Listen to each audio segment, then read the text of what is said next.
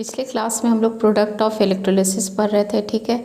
इस क्लास में हम लोग फैराडेज लॉ ऑफ इलेक्ट्रोलिसिस पढ़ेंगे। तो फैराडेज का दो लॉ था, एक Faraday's first law of electrolysis था और एक Faraday's second law of electrolysis था।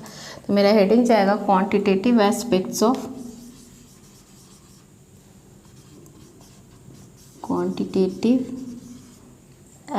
Of electrolysis.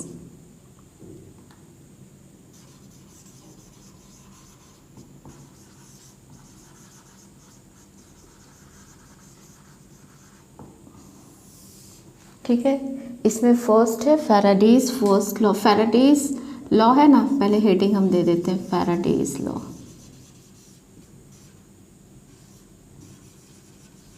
ठीक है, इसमें Faraday's first law, Faraday's first law board exam में ना ऐसे करके भी आता है, Faraday's first law second law, ठीक है ना।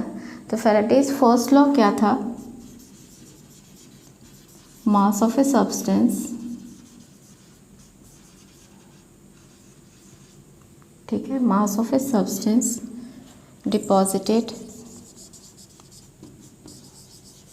at electrode is directly proportional to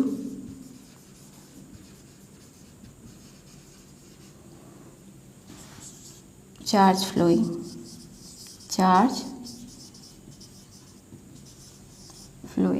ठीक है। अब थोड़ा सा फॉर्मूला देखना है क्योंकि न्यूमेरिकल बनाना है हम लोग को। तो मास जो है वो डायरेक्टली प्रोपोर्शनल किसके था? चार्ज के। और चार्ज जानते हो तुम लोग को I इंटू टी होता है, करंट इंटू टाइम होता है। तो मास से डायरेक्टली प्रोपोर्शनल क्या हो गया? I into T. प्रोपोर्शनल का साइन हटाओगे तो कांस्टेंट लगा ZI/T। तो यहाँ M मास है, Z इलेक्ट्रोकेमिकल इक्विवेलेंट है। क्या है? इलेक्ट्रोकेमिकल इक्विवेलेंट, ठीक है। I करंट है एम्पियर में और टाइम क्या है? सेकंड में। स्मॉल t क्या है? टाइम। और m क्या है? मास है। क्लियर है ना। अब जेट को थोड़ा सा हम बताना चाहेंगे कि जेट क्या है। जेट जो है वो इक्विवेलेंट वेट डिवाइडेड बाई हो जाएगा 96500 कूलम। अब इक्विवेलेंट वेट क्या है? तो इक्विवेलेंट वेट होता है एटॉमिक वेट बाई चार्ज, ठीक है। तो हम लोग इस जेट को लिख सकते हैं क्या? एटॉमिक वेट बाई क्या हो गया? Charge into 96500 coulomb. कोई प्रॉब्लम नहीं, ठीक है। जैसे कॉपर, ठीक है ना, CuSO4 दिया हुआ है क्वेश्चन में। तो कॉपर का एटॉमिक मास जो है वो 63.5 हुआ और उसका जो चार्ज हुआ +2 हुआ। सिल्वर का 108 एटॉमिक वेट और चार्ज क्या हो जाएगा? 1। तो इक्विवेलेंट वेट हो गया एटॉमिक वेट बाई चार्ज। अब इससे तुम लोग न्यूमेरिकल्स बना लोगे। देखो M यहाँ पे मास है, M क्या है? मास, ठीक। I क्या था? करंट, जो हम लोग एम्पेयर में लिखेंगे यूनिट।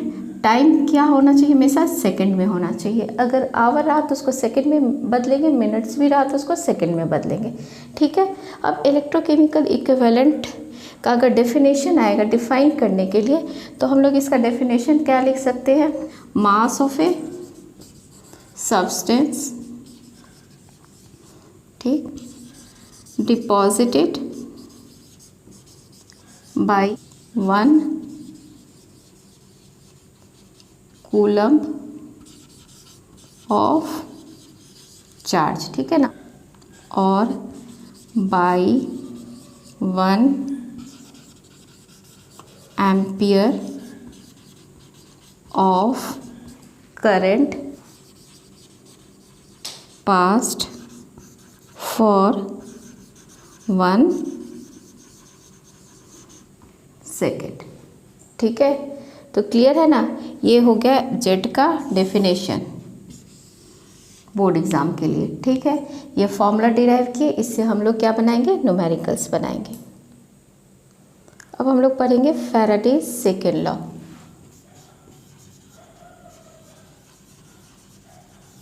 फैराडेज सेकेंड लॉ, ठीक है। When same current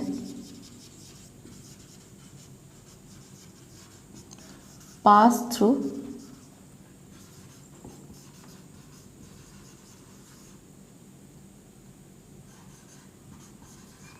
2 electrodes pass through 2 electrodes which is connected in series,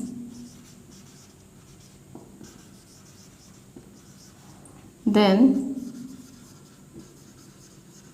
mass of a substance deposit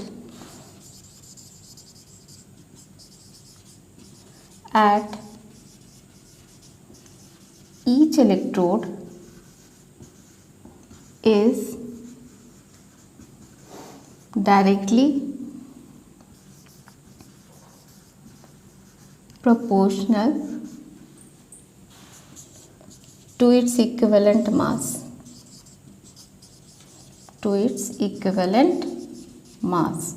तो देखो क्या लिखा है, when same current pass through 2 electrodes which is connected in series, then mass of a substance deposited at each electrode is directly proportional to its equivalent mass. तो देखो m1 by m2, ठीक है ना, किसके डायरेक्टली प्रोपोर्शनल था, मास किसके directly proportional था, equivalent mass के।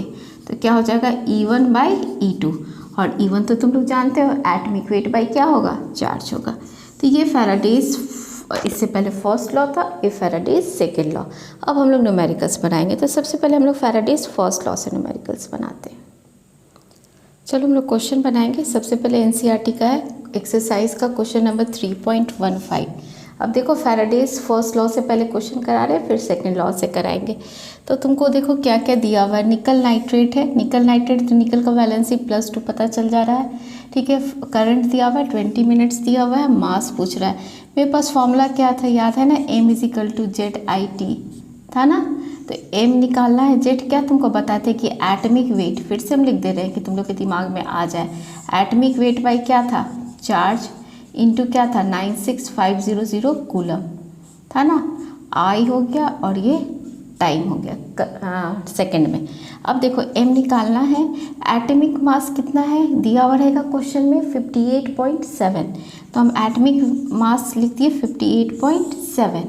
चार्ज कितना हो गया 2, चार्ज इसका वैलेंसी क्या है 2। करंट देखो, करंट 5 एम्पियर, मिनट्स है तो मिनट से किस में जाएंगे, सेकंड में जाएंगे। तो टाइम क्या हो जाएगा 20 × 60, ठीक है। चार्ज 2 हो गया, इंटू क्या हो जाएगा 96500 कूलम, कोई प्रॉब्लम नहीं। अब इसको तुम लोग सॉल्व कर लोगे तो मास आ जाएगा तुम्हारा 1.82 ग्राम। क्लियर है। अब चलो नेक्स्ट क्वेश्चन जो है वो बोर्ड एग्जाम का आया हुआ है, ईजिली बनाओगे। फिर इसमें वही है, मास ऑफ ए कॉपर, अपने से बना लेना ये न्यूमेरिकल्स, फिर उसके बाद तुम लोग देख लेना आंसर। तो m = ZIT, तो Z एक एटॉमिक मास कितना दिया हुआ है 63.5। कॉपर सल्फेट का जो वैलेंसी है कॉपर का +2 रहेगा, तो यहाँ 2 हो गया, इंटू क्या हो गया 96500 कूलम तुम्हारा, ठीक है ना। और ये करंट कितना दिया हुआ है, सॉल्यूशन, हाँ करंट है 1.5, और मिनट्स है तो उसको भी सेकंड में, तो 16 × 60, ठीक है। इसको सारा वैल्यू को हम लोग पुट कर लिए और उसके बाद इसको सॉल्व करोगे तो आंसर आ जाएगा 0.47 ग्राम, 0.47 ग्राम, कोई प्रॉब्लम नहीं, ठीक। चलो नेक्स्ट आगे चलते हैं। चलो ये नेक्स्ट क्वेश्चन है, बोर्ड एग्जाम का आया हुआ है, ये अलग तरह का क्वेश्चन है, थोड़ा इसमें है ना ध्यान से थोड़ा देखना, इसीलिए ये करा रहे। इसमें silver is electro deposited on a metallic vessel of total surface area दिया हुआ है, ठीक है। करंट दिया हुआ है और टाइम दिया हुआ है। थिकनेस ऑफ सिल्वर निकालना है, क्या निकालना है, थिकनेस ऑफ सिल्वर। तो यहाँ थिकनेस का एक फॉर्मूला हम बता देते हैं, thickness is equal to mass by area into density, ठीक है ना। तो हम लोग यहाँ थिकनेस का फॉर्मूला सीखे कि मास बाई एरिया इंटू डेंसिटी होता है। अब तुम लोग मास तो निकाल लोगे ना, m = ZIT, जेड तो तुमको पता है ना, एटॉमिक वेट 108 बाई क्या चार्ज इंटू 96500 कूलम, करंट कितना है 0.5, और 2 आवर्स है तो उसको सेकंड में बदलना है, तो 2 × 60 × 60 कर लिए, ठीक है। तो इसमें मास निकाल लो, तो मास निकालोगे, इसको सॉल्व करोगे तो मास आ जाएगा 4.029 ग्राम, 4.029 ग्राम। अब हम लोग थिकनेस निकाल लेते हैं। तो thickness is equal to mass 4.029 divided by area. Area कितना दिया हुआ है? 900 दिया हुआ है सेंटीमीटर स्क्वायर। और डेंसिटी कितना दिया हुआ है? 10.5 ग्राम पर सेंटीमीटर क्यूब। ठीक है, अब इसको सॉल्व करोगे तो तुम्हारा क्या निकल जाएगा? थिकनेस निकल जाएगा। तो थिकनेस इज इक्वल टू, इसको सॉल्व करोगे तो 4.26 इंटू 10⁻⁻4 सेंटीमीटर। ठीक है, ये क्वेश्चन कराने का मेरा मतलब था ये फॉर्मूला सिखाना। थिकनेस इज इक्वल टू क्या होता है? मास बाई एरिया इंटू डेंसिटी। ठीक, अब चलो नेक्स्ट क्वेश्चन में। चलो नेक्स्ट क्वेश्चन देखो। ये भी हमको बताने का मतलब है ना कि यहाँ पे करंट इफिशियंसी निकालना है। ठीक है ना, करंट इफिशियंसी का फॉर्मूला हम लोग के एनसीईआरटी में नहीं दिया हुआ है, फॉर्मूला हम सिखाएंगे। ठीक है ना, तो करंट इफिशियंसी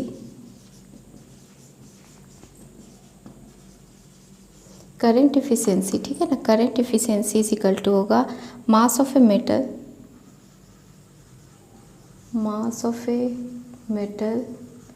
actually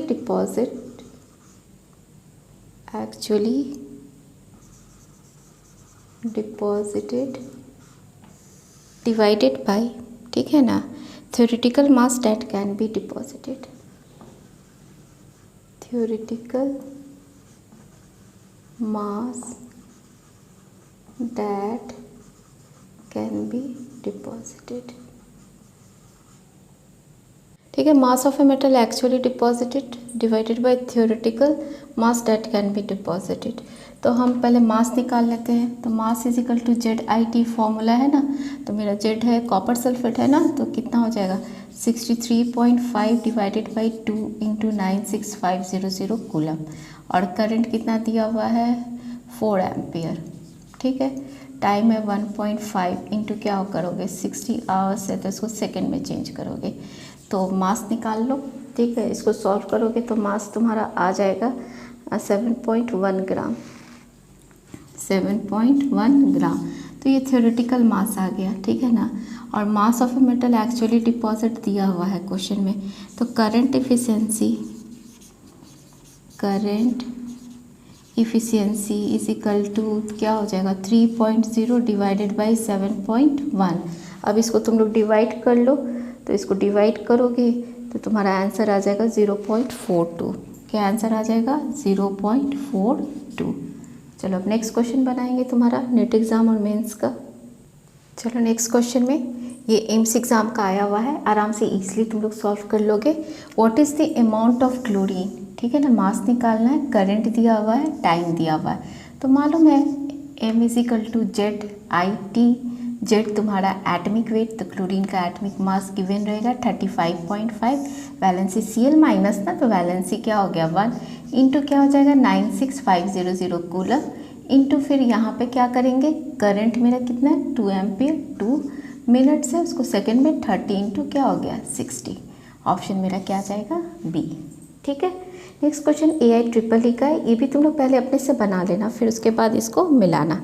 ठीक है, यहाँ देखो ना अल्मोनियम ऑक्साइड है, कोई दिक्कत नहीं, मास दिया हुआ है कोई प्रॉब्लम नहीं, चार्ज भी दिया हुआ है कोई प्रॉब्लम नहीं, और एटमिक मास यहाँ दिया हुआ है, यहाँ मास गिवन है।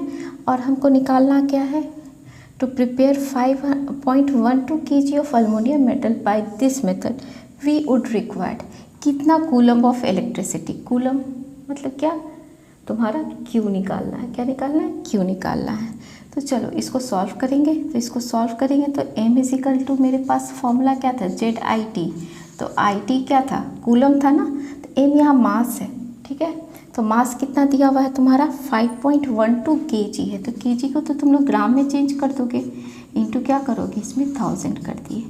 Z आ जाओ, Z atomic weight by charge, atomic wait दिया हुआ 27, चार्ज क्या है 3 इंटू क्या था नीचे 96500 कूलम।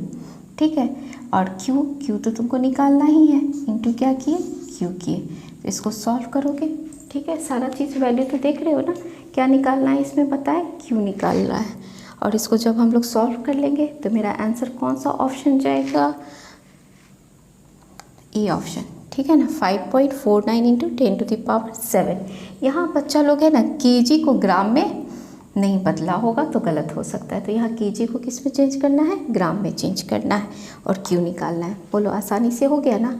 अब हम लोग नेक्स्ट क्लास में है ना सेकेंड लॉ से बनाएंगे क्वेश्चन, और जितना भी आया हुआ क्वेश्चन एग्ज़ाम का उसको भी देखेंगे। ठीक है।